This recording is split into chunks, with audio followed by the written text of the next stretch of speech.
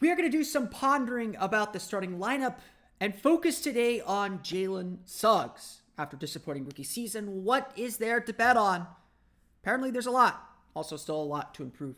It's time to get to it. It's the end of the week. It's time for a Friday edition of Locked On Magic. You are Locked On Magic, your daily Orlando Magic podcast. Part of the Locked On Podcast Network, your team every day.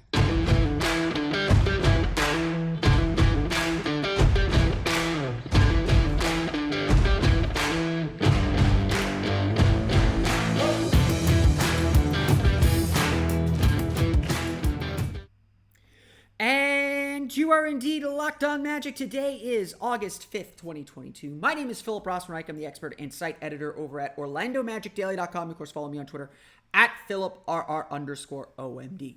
On today's episode of Locked On Magic, we're going to talk a little bit about Jalen Suggs and what he really can bank his future on here in the NBA after frankly a disappointing and frustrating rookie season. We'll also dive a little bit into potential Magic starting lineups and one of the big battles that's already brewing and one of the big decisions that's already brewing as we inch ever so closer to training camp.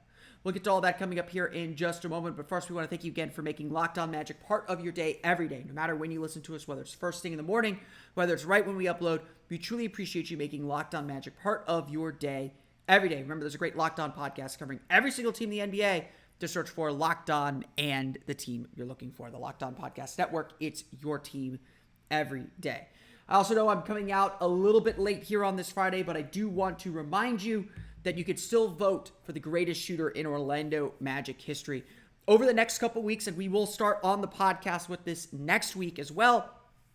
We are going to do stories about the Magic's relationship with three-point shooting. It's so important today. How the Magic were integral to the history and development of the three-point shot, and how the three-point shot has interplayed with Magic history as well. We're going to do that as well by naming the best shooters in Orlando Magic history. I haven't set a firm number on how many we're going to name, but it's a big month-long project on OrlandoMagicDaily.com as well as here on Locked On Magic. You can vote for the greatest shooter in Orlando Magic history. There's a poll pinned to my profile page at OMagicDaily, as well as on OrlandoMagicDaily.com. I've taken a peek at some of the results and some of the responses. Really excited to get this project going and really excited to see what the final results are. Of course, our fan vote is part of a larger voting panel that includes the staff at Orlando Magic Daily. But let's get to today's show. Today I want to talk about Jalen Suggs. I'm kind of trying to make my way around the whole roster before we get to player outlooks and really kind of diving into what we're going to see from players, and kind of just get kind of set the table a little bit for where players need to go. And obviously kind of the storyline with Jalen Suggs is that he kind of entered Orlando with unrealistic expectations, and certainly expectations we put on him. I know I have. But Orlando, it felt like, got gifted one of the top players in last year's draft, and a player who this franchise could get really excited about. I said it here. I took some heat for it, but I still believe Jalen Suggs is the best guard prospect the Magic have drafted since Penny Hardaway. Now, there's a difference between being a draft prospect and being an actual useful player. And that's kind of where Jalen Suggs finds himself today, where he is an outstanding player. There's no getting around that. There's no changing that. He is still a supremely talented player, but he's also one that is still trying to find his way, trying to live up to the hype and to live up to everything built in about him from last year's draft. And honestly, also trying to live up to that draft class that he's a part of, that really gifted draft class. There is no getting around how much Jalen Suggs struggled offensively. There were injuries for sure. The hand injury, especially in November, really slowed him down just as he was starting to get comfortable. But he averaged 11.8 points per game, 21.4% shooting from beyond the arc, 40% effective field goal percentage. It's just not a good year. And every time it felt like Jalen was taking a few steps forward offensively, starting to look comfortable, there'd be an injury that slowed him down. There would be a couple bad games, and his offense just never came around. Now, granted, the Magic did put a lot on his plate. They did expect him to do a lot, so there was a little bit of that involved too. But the Magic certainly want to see more from Jalen Suggs. And, as a rookie, you get a little bit of leeway to make mistakes. You get a little bit of leeway to say, okay, we're going to let him develop, especially on this team. We're going to let him play through mistakes. We're going to help him learn through those mistakes. And there were good moments too. Don't let me paint a gloomy picture. There were some really good moments.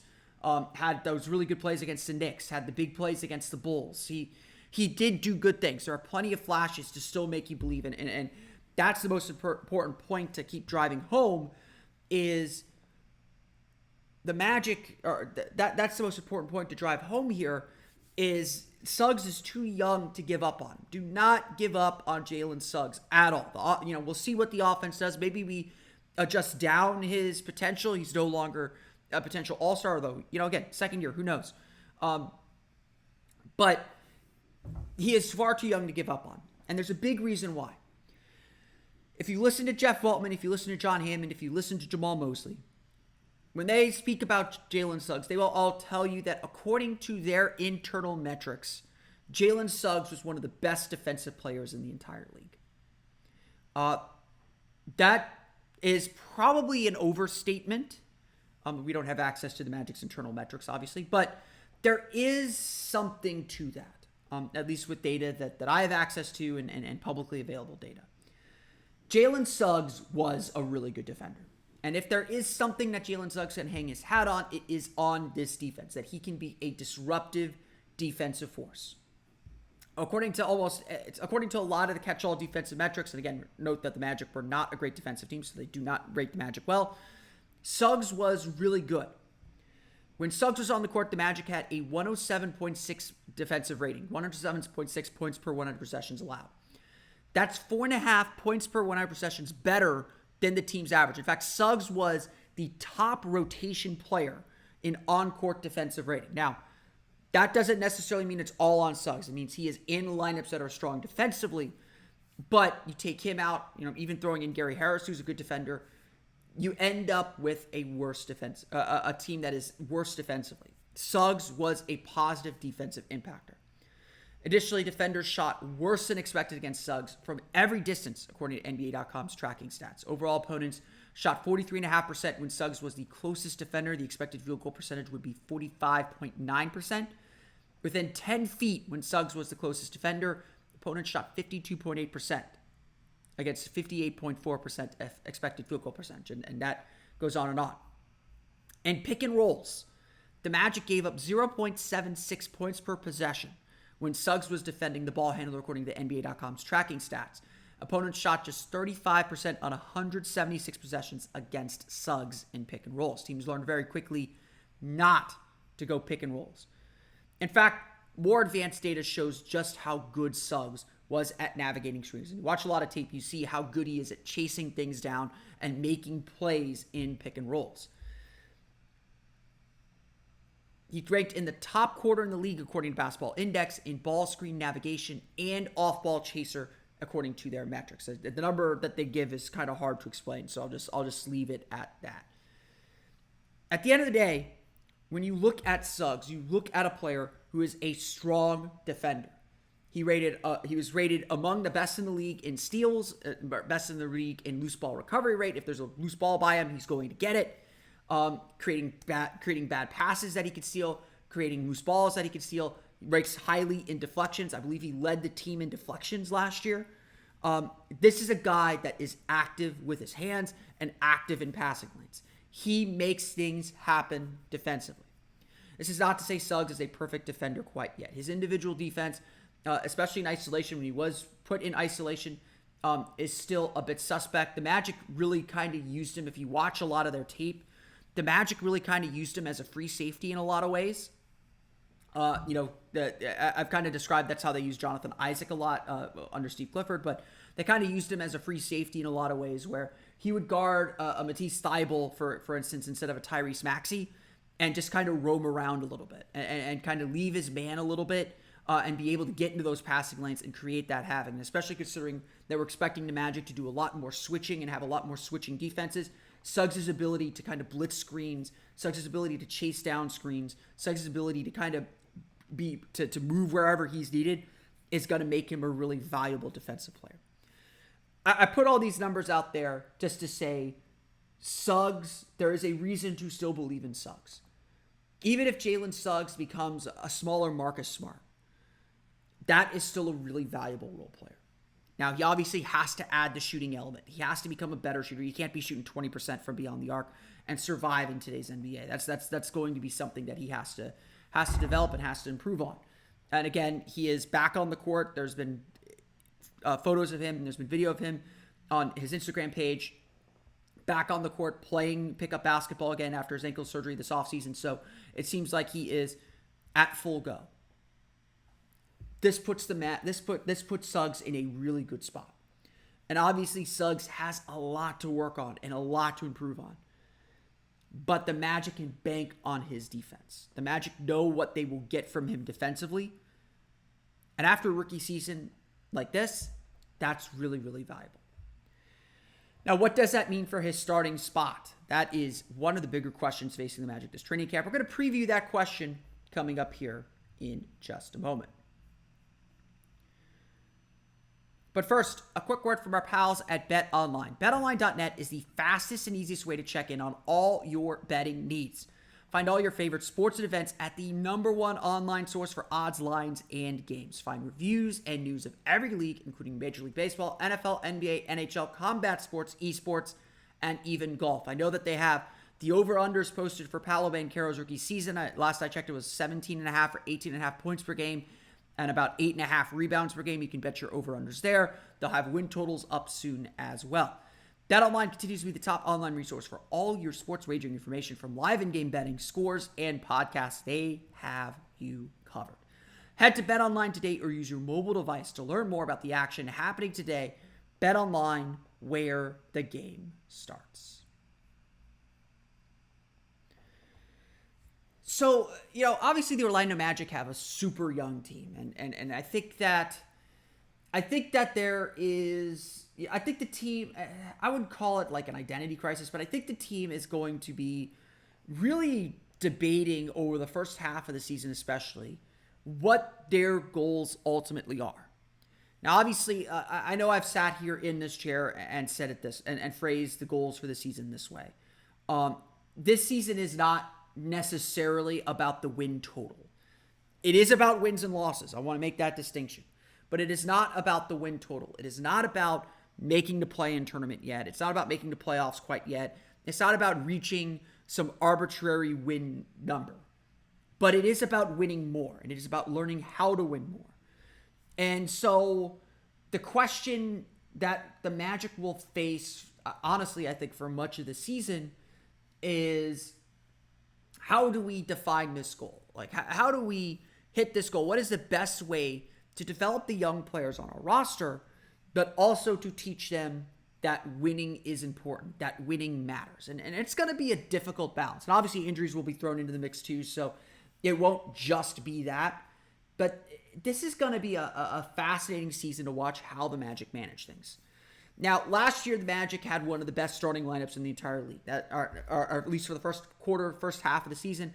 The Magic had one of the best starting groups in the entire league. And in fact, the Magic's typical starting group, it ended up not being that way, but the Magic's ideal starting group from last season, Cole Anthony, Jalen Suggs, Franz Wagner, Wendell Carter, Mo Bamba, had a net rating of minus 1.8 points per 100 possessions. Now, that is not good. Do not get me wrong there. But considering the Magic had an overall net rating of minus 8.2, I think, minus 8.2 points per 100 possessions, considering this was their most used lineup and the lineup that went up against most of the best teams in the league, best groups in the league, and spent most of the season, or spent a good part of the early part of the season at least, as one of the best lineups in the league, the Magic had something in that starting lineup. I don't think we can completely ignore that, or the Magic had a lineup that at least pointed to something successful and pointed to something that works. Now, obviously, things are going to change. We're expecting that Paolo Banchero will start and Mo Bamba will move to the bench. Certainly for Markelle Fultz will enter the fold and probably start instead of Cole Anthony. So that lineup is probably not the lineup we're going to see now. I think we will see that lineup at some point during the season, and obviously injuries will play a role there too. There's a few things that we know. We know that Orlando's depth last year just didn't have the talent to really sustain themselves, and again, super young bench as well. But on top of that too, we know that there's going to be change. And right now, for the 5 starting, I think you could put in pen for the 5 starting spots. I think Markelle Fultz is going to be the starting point guard. I know there's a few people outside of the Magic community that does not think Markelle Fultz is going to start. That should probably stop. He is very, very good. Again, there's definitely some questions. I'm not saying he's the point guard for the next 10 years, but he's a very good player. He's the best point guard on the team, and I don't think it's particularly close at this juncture, at least from what we've seen. Markelle Fultz at the 1. Franz and Paolo will take the 2 forward spots, and Wendell Carter will probably be the center. That leaves the shooting guard spot as the big question mark. In a typical rebuilding situation, that would go to Jalen Suggs, and you wouldn't think twice about it, because Jalen Suggs needs the time. And at the end of the day, you want to put your future on the floor. You want to get your future on the floor as much as possible, and Jalen Suggs is a big part of this team's future, at least as this team is currently constructed. But that may not be the lineup that helps you win, because again, this season is also about learning how to win. And I know I'm a proponent of this. I know there are several other people who are proponents of this too. The Magic need more veteran presence. The Magic can't stash all their veterans on the bench. They need shooting in that starting group. And so one of the big training camp questions, and a question that probably won't get answered until opening night, just like it did last year, and I know I sat here last year and made all these same points, is whether Gary Harris is going to start. Again, we don't have any data because Paolo Banchero is a rookie. But Gary Harris is definitely a real candidate to start this season at the 2 instead of Jalen Suggs. It gives Jalen Suggs the opportunity to come off the bench, play against weaker opponents, kind of work on his offensive game. Gary Harris gives the Magic a floor spacer and shooter, as well as a solid defender. Now, obviously, a lot of this depends on how much Jalen has improved in the offseason. Again, his offseason was cut a little bit short by the ankle surgery that he had early on. He did not play Summer League because of that, but he's back on the court playing now. So we'll see how much better he can get, and obviously experience is going to help him out a lot too. I do think we will see a much more improved Jalen Suggs. And I think this is a battle that's going to have to play itself out, not only in camp, but through the course of the season. I do think that the Magic will probably end up starting Gary Harris because they want to set up both lineups for success. That doesn't mean Jalen Suggs wouldn't be the first guy off the bench to join the starters for a 5-minute stint or for however long before they bring in Mo Bamba, before they bring in some of the other players off the bench. He'll obviously have Jonathan Isaac next to him. So again, you're looking at a bench unit that could potentially be Jalen Suggs, Jonathan Isaac, and Mo Bamba. That's not going to be fun for a lot of bench units around the league. So, I think there's that balance at play too. At the end of the day, finding the right starting lineup, it's going to be a little bit of trial and error. And again, all of it is theoretical at this point. It's just about understanding and figuring out who your 5 best players are. But this Magic team has a lot of lineup potential, and that part's really exciting. The fact that we could say, like, hey, you could start a group with Jalen Suggs and Gary Harris. I mean, if Jonathan Isaac's super healthy, and I don't think Jonathan Isaac will I don't think Jonathan Isaac will start early on, but why not run a lineup or try out a funky lineup with Franz at the 2 and just switch Paolo, Franz, and J.I. all the time? Like, why go conventional? But again, it does feel like Jalen Suggs and Gary Harris. And again, I don't mean to pit 2 guys against each other. I'm already seeing this happen. I'm seeing people say, oh, the Magic need to trade one of these players. And we may get to that point.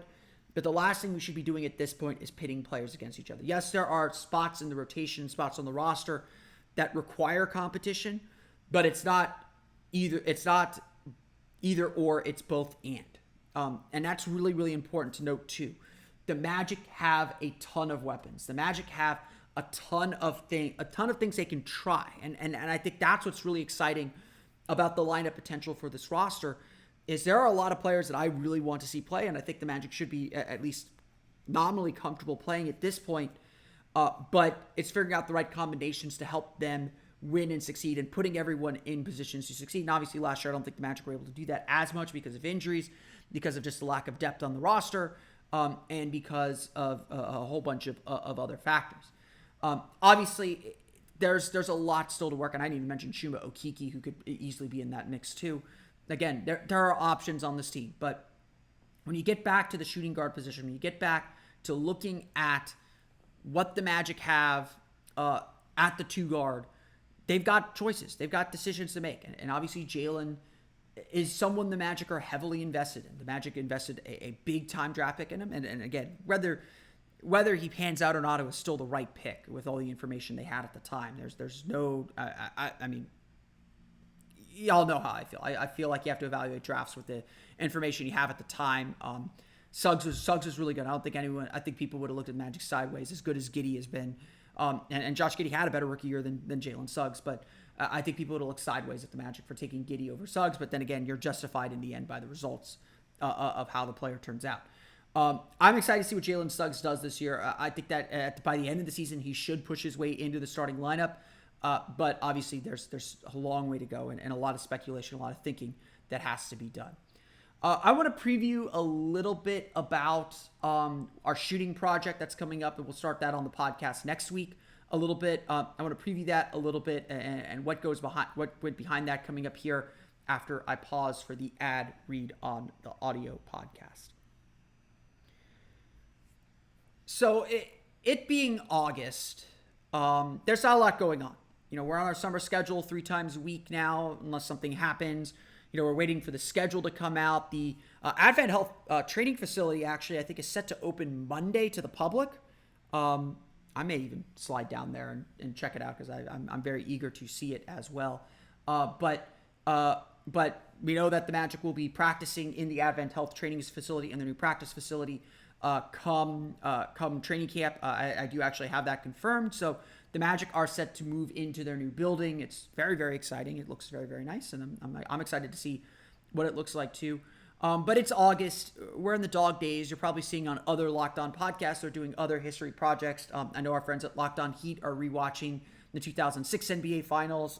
If you haven't listened to it, Locked On Celtics did a great retrospective on Bill Russell on Monday. I highly suggest listening to that. Again, John Corrales, the host of Locked On Celtics, literally wrote a book on Celtics history. That guy knows that story team as well as anyone out there. So definitely give that a listen. But I'll do a formal introduction to the series. But the thinking behind doing this series is that shooting is more important than ever in the NBA. It is essential to success. The top teams in the league all shoot well. The teams at the bottom of the league do not. The Magic finished 28th in the league last year in three-point field goal percentage. You could figure out where they finished at the end of the day. Whether you like this style of basketball, whether you like the way the NBA is being played now, this is the reality. And it is a trend that has been growing and growing and growing really for the last almost 30 years.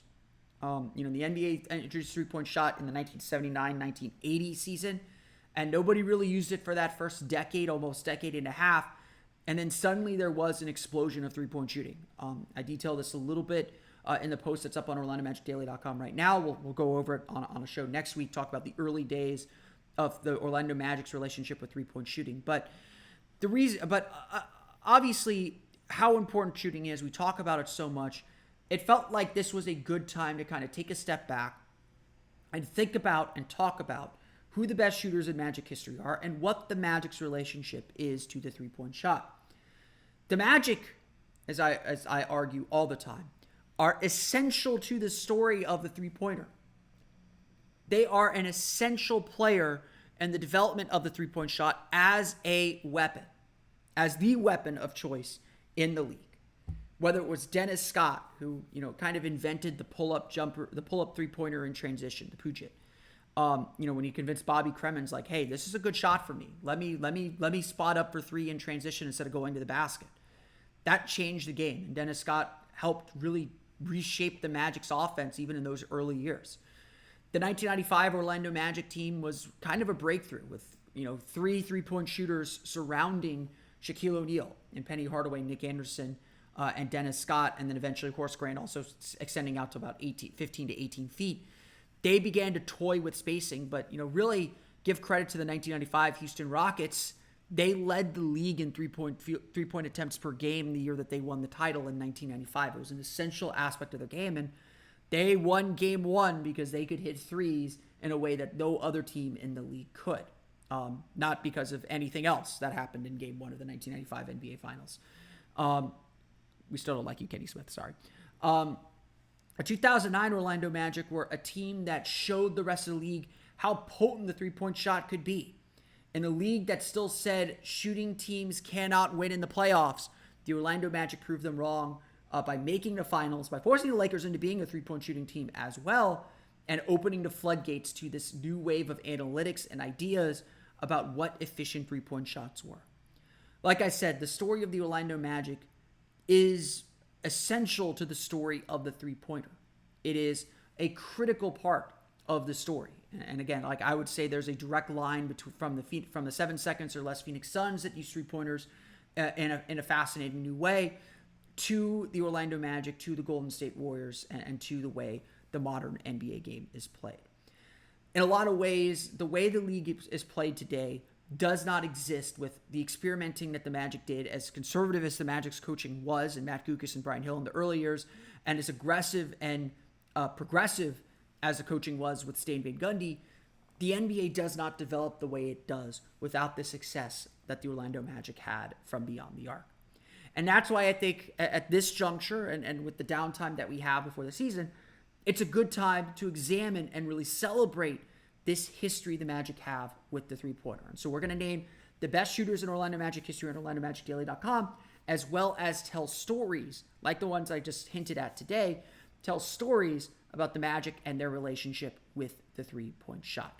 Up on OrlandoMagicDaily.com right now. We'll talk about it on a podcast next week.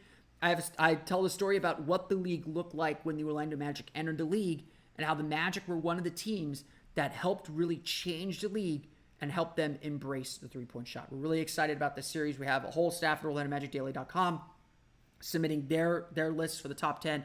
And of course, you can still vote in our poll. I'm going to probably take the results tonight, Friday night. I may fudge that and wait till Sunday, but we'll be recording the results of our poll very, very soon and coming up with our final list of the top 10 shooters in Orlando Magic history, or top 10 plus. I don't know how many we're going to actually name.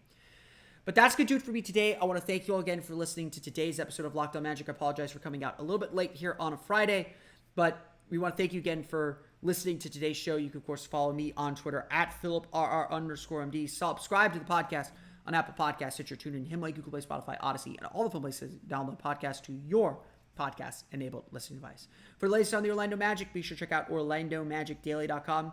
And don't forget to check out the latest episode of Locked On NBA. It may be the offseason, but Locked On NBA is still going strong with stories and analysis from across the league as we get through this dead part of the season. But that's going to do it for me today. I want to thank you all again for listening to today's episode of Locked On Magic. For Orlando Magic Daily and Locked On Magic, this has been Philip Rossman-Reich. We'll see you all again next time for another episode of Locked On Magic.